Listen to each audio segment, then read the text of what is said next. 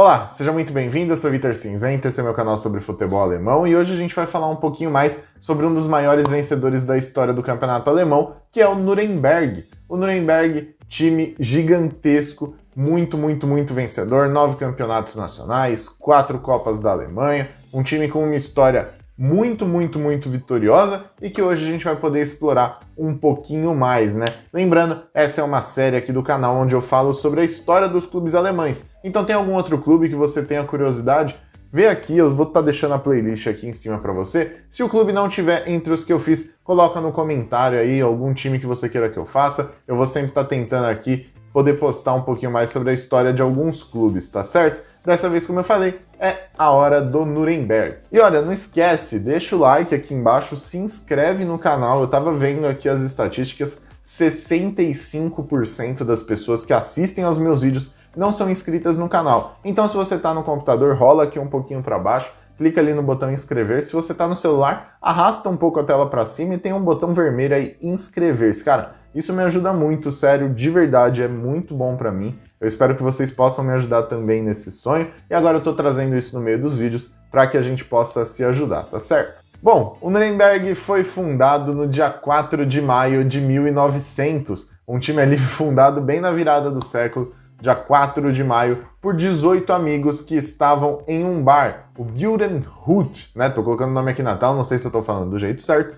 mas esse time foi fundado dentro desse bar ali, 18 amigos conversando, falando entre si, pô, e se a gente montasse um time? Na época tava tendo uma difusão bem bacana dos esportes ingleses, né? Então era mais ali o futebol, também o rugby, tava chegando bastante na Alemanha, e aí o Nuremberg foi fundado justamente com esse intuito de ser um clube de futebol e de rugby também. Claro, o futebol foi muito mais vitorioso, né? Hoje a gente pouco escuta sobre a questão do rugby, também pela proporção que o futebol tomou em relação ao mundo, né? E aí, naquele período já, o Nuremberg começou muito bem. Nos seus primeiros 10 anos de fundação, né? Teve ali no começo algumas dificuldades para poder entrar no cenário nacional, foi entrando no cenário regional, foi crescendo, foi vencendo, foi subindo de patamar, até que antes de completar 10 anos, em 1909, o Nuremberg foi campeão de um título ali, basicamente, que separava, né? Como eu já falei aqui várias vezes, antes eram campeonatos muito regionais. Então era o campeonato do Norte, o campeonato do Sul, do Leste, do Nordeste.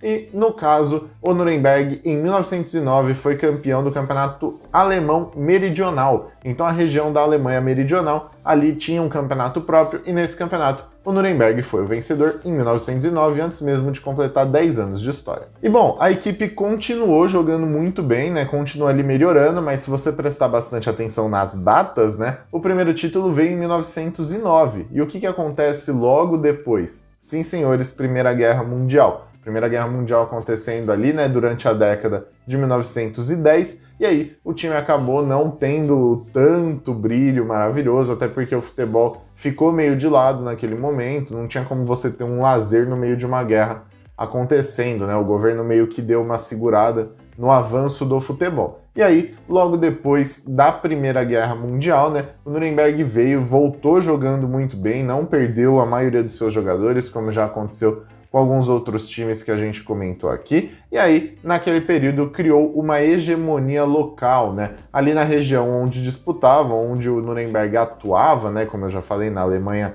meridional, a equipe criou uma hegemonia e entre 1918 e 1920, o time conseguiu emplacar 104 jogos de invencibilidade.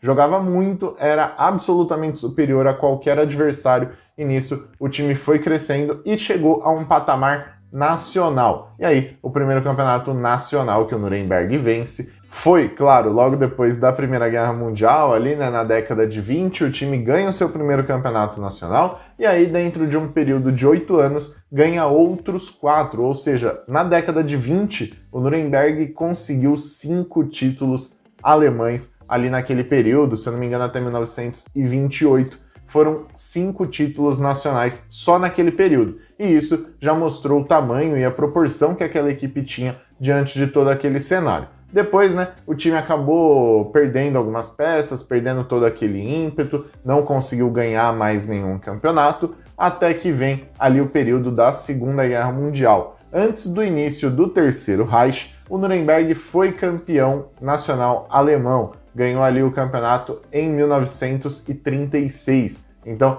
a equipe conseguiu essa vitória um pouquinho antes do Reich entrar. Aí o Reich entra, toma conta ali, né? O Terceiro Reich cuida da Alemanha, desencadeia uma guerra mundial. E aí, depois, né, do fim da Segunda Guerra Mundial, o Nuremberg volta a conseguir figurar ali as cabeças do futebol alemão. Não foi uma equipe que sofreu tanto, né? Era uma equipe que tinha bastante qualidade e que não foi tão prejudicada pelo governo durante esse período de guerra como vários outros times foram, né? O Nuremberg tinha ali meio que uma relação pacífica, nem apoiava, nem era contra o governo, tinha uma relação muito pacífica em relação a isso e por conta disso não acabou sofrendo tanto com punições vindos do Reich, como foi o caso, por exemplo, que eu já falei aqui do Bayern de Munique, do próprio Borussia Dortmund, entre outras equipes que sofreram bastante durante o período da Segunda Guerra Mundial. Aí logo depois, em 1948, o Nuremberg vai disputar mais um campeonato nacional e volta a ser campeão